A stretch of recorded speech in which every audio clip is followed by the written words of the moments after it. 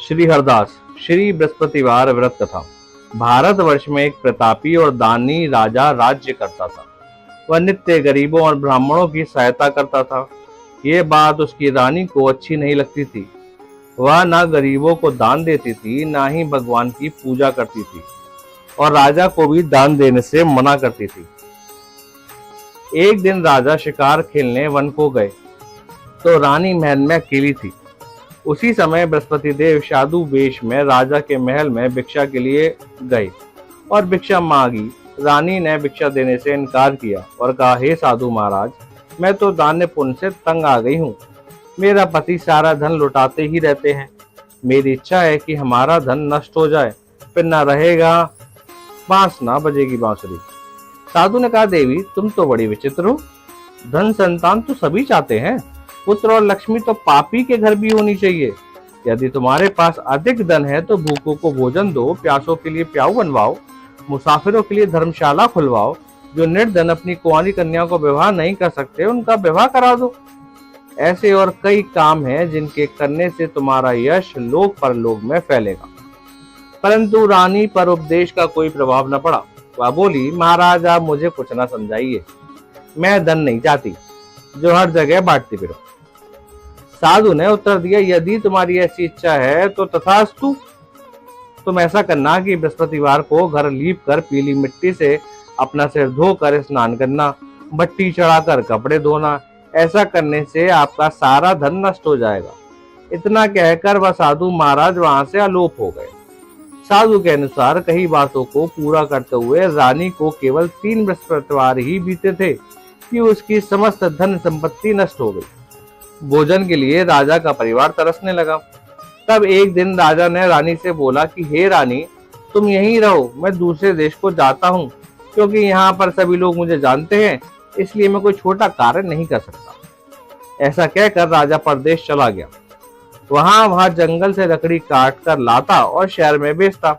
इस तरह वह अपना जीवन व्यतीत करने लगा। इधर राजा के परदेश जाते ही रानी और दासी दुखी रहने लगे। एक बार जब रानी और दासी को 7 दिन तक बिना भोजन के रहना पड़ा तो रानी ने अपनी दासी से कहा, हे दासी, पास ही नगर में मेरी बहन रहती है, वह बड़ी धनवान है, तू उसके पास जा और कुछ ले आ ताकि थोड़ी बहुत गुजर बसर हो जाए। दासी रानी की बहन के पास गई। उस दिन गुरुवार था और रानी की बहन उस समय बृहस्पतिवार की कथा सुन रही थी। दासी ने रानी की बहन को अपनी रानी का संदेश दिया, लेकिन रानी की बड़ी बहन ने कोई उत्तर नहीं दिया। जब दासी को रानी की बहन से कोई उत्तर नहीं मिला तो वो बहुत दुखी हुई और उससे क्रोध भी आया। दासी ने वापस आकर रानी को सारी बात बता दी। सुनकर रानी ने अपने भाग्य को कोसा। उधर रानी की बहन ने सोचा कि मेरी बहन की दासी आई थी, परंतु मैं उससे नहीं बोली, इससे वह बहुत दुखी हुई होगी। कथा सुनकर और पूजन समाप्त करके वह अपनी बहन के घर आई और कहने लगी, हे बहन, मैं बृहस्पतिवार का व्रत की कथा कर रही थी। तुम्हारी दासी मेरे घर आई थी, परंतु जब तक कथा होती है तब तक ना उठते हैं और ना ही बोलते हैं, इसलिए मैं नहीं बोली। क्यों दासी, क्यों आई थी? रानी बोली, बहन तुमसे क्या छुपाऊं, अब हमारे घर खाने तक को अनाज नहीं था। ऐसा कहते कहते रानी की आंखें भर आई।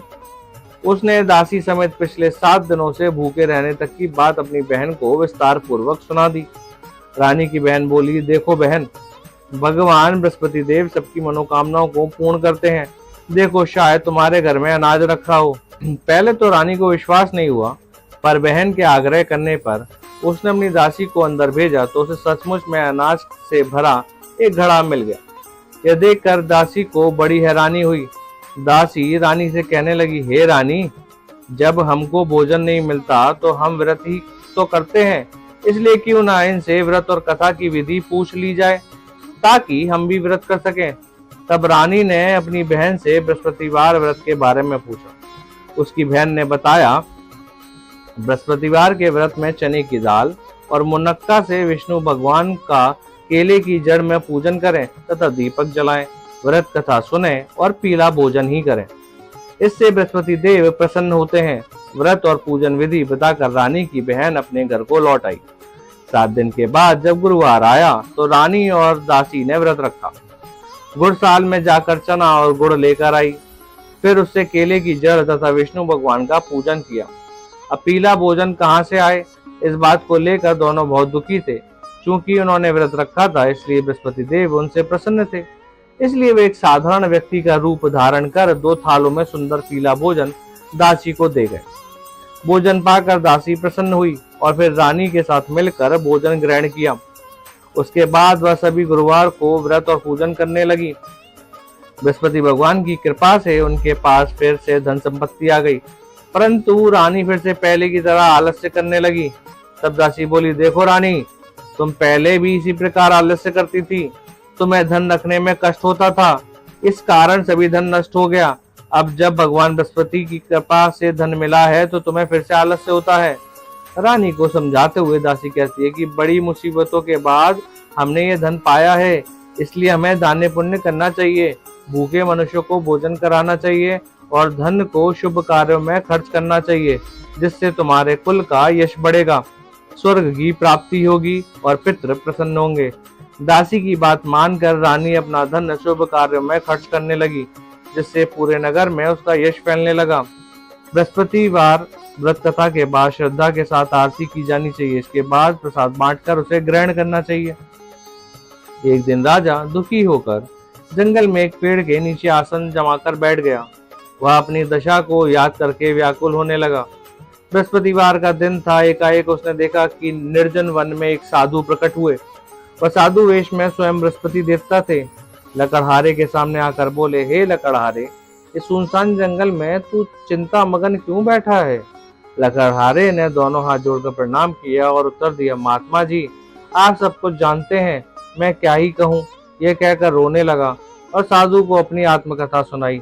महात्मा जी ने कहा, तुम्हारी स्त्री ने बृहस्पतिवार के दिन बृहस्पति भगवान का निरादर किया है, जिसके कारण रुष्ट होकर उन्होंने तुम्हारी ये दशा कर दी। अब तुम चिंता को दूर करके मेरे कहने पर चलो तो तुम्हारे सब कष्ट दूर हो जाएंगे और भगवान पहले से भी अधिक संपत्ति देंगे। तुम बृहस्पति के दिन कथा किया करो। 2 पैसे के चने मुनक्का लाकर उसका प्रसाद बनाओ और शुद्ध जल से लोटे में शक्कर मिलाकर अमृत तैयार करो। कथा के पश्चात अपने सारे परिवार और सुनने वाले प्रेमियों में अमृत व प्रसाद बांटकर आप भी ग्रहण करो। ऐसा करने से भगवान तुम्हारी सब मनोकामनाएं पूरी करेंगे।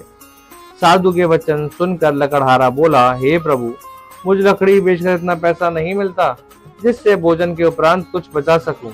मैंने रात्रि में अपनी स्त्री को व्याकुल देखा है, मेरे पास कुछ भी नहीं जिससे मैं उसकी खबर मंगा सकूं। साधु ने कहा, हे लकड़हारे, तुम किसी बात की चिंता मत करो। बृहस्पति के दिन तुम रोजाना की तरह लकड़ियों लेकर शहर जाओ। तुमको रोज से दुगना धन प्राप्त होगा, जिससे तुम भली भांति भोजन कर लोगे तथा बृहस्पति देव की पूजा का सामान भी आ जाएगा। इतना कहकर साधु अंतर्ध्यान हो गए। धीरे धीरे समीप व्यतीत होने पर फिर वही बृहस्पतिवार का दिन आया। लकड़हारा जंगल से लकड़ी काटकर किसी शहर में बेचने गया। उसे उस दिन और दिन से अधिक पैसा मिला। राजा ने चना गुड़ आदि लाकर गुरुवार का व्रत किया।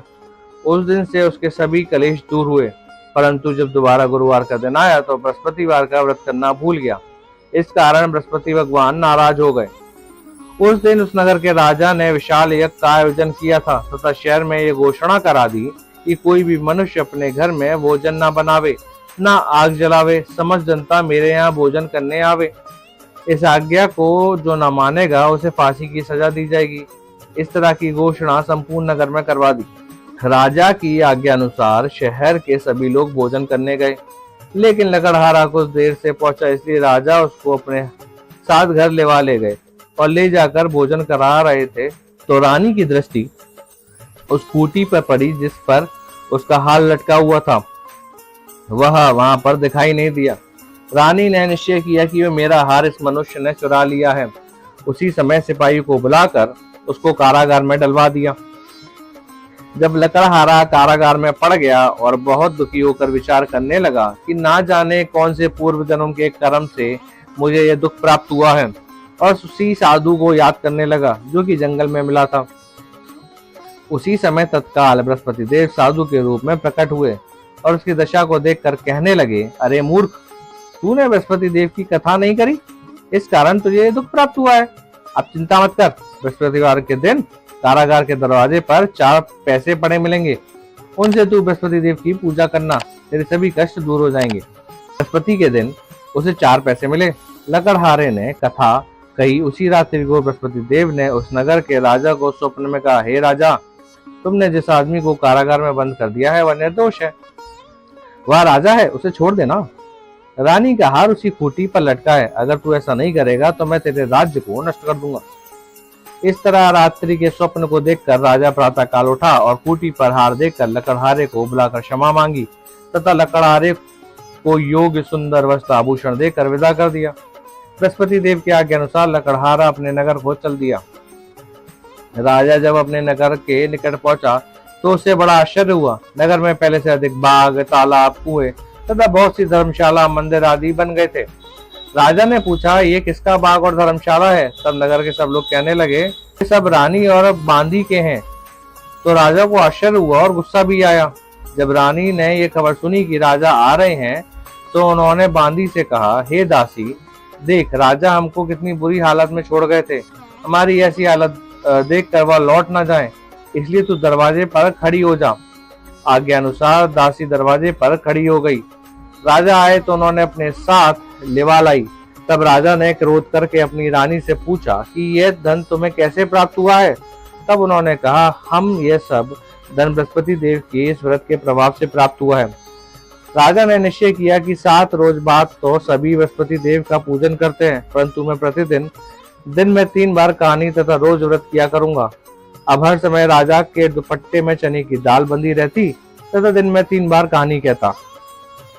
एक रोज राजा ने विचार किया कि चलो अपनी बहन के यहाँ हो आए। इस तरह निश्चय कर राजा घोड़े पर सवार हो अपनी बहन के यहाँ को चलने लगा। मार्ग में उसने देखा कि कुछ आदमी एक मुर्दे को लिए जा रहे हैं। उन्हें रोककर राजा ने कहा, अरे भाइयों, मेरी बृहस्पति देव की कथा सुन लो। वह बोले, लो, हमारा तो आदमी मर गया है, इसको अपनी कथा की पड़ी है। परंतु कुछ आदमी बोले, अच्छा कहो, हम तुम्हारी कथा भी सुनेंगे। राजा ने दाल निकाली और जब कथा आधी हुई थी कि मुर्दा हिलने लग गया, और जब कथा समाप्त हो गई, राम राम करके मनुष्य उठकर खड़ा हो गया। आगे मार्ग में उसे एक किसान खेत में हल चलाता मिला। राजा ने उसे देख उससे बोला, अरे भैया, तुम मेरी बृहस्पतिवार की कथा सुन लो। किसान बोला, जब तक मैं तेरी कथा सुनूंगा तब तक 4 हरैया खेत को जोत लूंगा, जा अपनी कथा किसी और को सुनाना। इस तरह राजा आगे चलने लगा। राजा के हटते ही बैल पछाड़ खाकर गिर गए तथा किसान के पेट में बड़ी जोर से दर्द होने लगा। उस समय उसकी माँ रोटी लेकर आई। उसने जब ये देखा तो अपने पुत्र से सब हाल पूछा और बेटे ने सभी हाल कह दिया। तो बुढ़िया दौड़ी दौड़ी उस घुड़सवार के पास गई और उससे बोली कि मैं तेरी कथा सुनूंगी, तू अपनी कथा मेरे खेत पर चलकर ही कहना। राजा ने बुढ़िया के खेत पर जाकर कथा कही, जिसके सुनते ही वह बैल उठ खड़ा हुआ तथा किसान के पेट का दर्द भी बंद हो गया। राजा अपनी बहन के घर पहुंचा। बहन ने भाई की खूब मेहमानी की। दूसरे रोज प्रातः काल राजा जागा तो वह देखने लगा कि सब लोग भोजन कर रहे हैं। राजा ने अपनी बहन से कहा, ऐसा कोई मनुष्य है जिसने भोजन नहीं किया हो? मेरी बृहस्पतिवार की कथा सुन ले। बहन बोली, हे भैया, यह देश ऐसा ही है कि पहले यहाँ लोग भोजन करते हैं, बाद में अन्य काम करते हैं। अगर कोई पड़ोस में हो तो देखाऊं। वह ऐसा कहकर देखने चली गई, परंतु उसे कोई ऐसा व्यक्ति नहीं मिला जिसने भोजन न किया हो। अंततः वह एक कुमार के घर गई जिसका लड़का बीमार था। उसे मालूम हुआ कि यहाँ 3 दिन रोज किसी ने भोजन नहीं किया है। रानी ने अपने भाई की कथा सुनाने के लिए कुमार से कहा। वह तैयार हो गया। राजा ने जाकर बृहस्पतिवार की कथा कही, जिसको सुनकर उसका लड़का ठीक हो गया। अब तो राजा की प्रशंसा होने लगी। एक रोज राजा ने अपनी बहन से कहा कि हे बहन, हम अपने घर को जाएंगे, तुम भी तैयार हो जाओ। राजा की बहन ने अपनी सास से कहा। सास ने कहा, हाँ चली जा, परंतु अपने लड़के को मत ले जाना, क्योंकि तेरे भाई की कोई औलाद नहीं है। बहन ने अपने भैया से कहा, हे भैया, मैं तो चलूंगी पर बालक नहीं जाएंगे। राजा बोला, जब कोई बालक नहीं चलेगा तो तुम ही क्या करोगी? बड़े दुखी मन से राजा अपने नगर को लौट आया। राजा ने अपनी रानी से कहा, हम निर्वंशी हैं, हमारा मुंह देखने का धर्म नहीं है और कुछ भोजन आदि नहीं किया।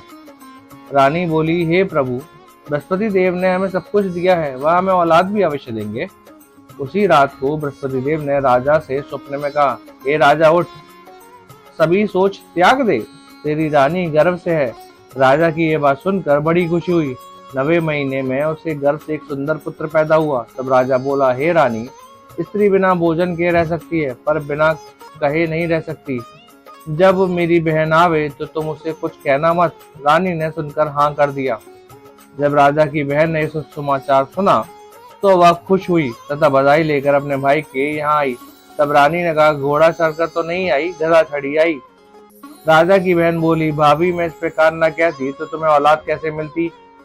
बृहस्पति देव ऐसे ही हैं, जैसी जिसके मन की कामनाएं हैं सभी को पूर्ण करते हैं। जो सद्भावना पूर्वक बृहस्पतिवार का व्रत करता है एवं कथा पढ़ता है अथवा सुनता है, दूसरों को सुनाता है, बृहस्पति देव उसकी सभी मनोकामनाएं पूर्ण करते हैं।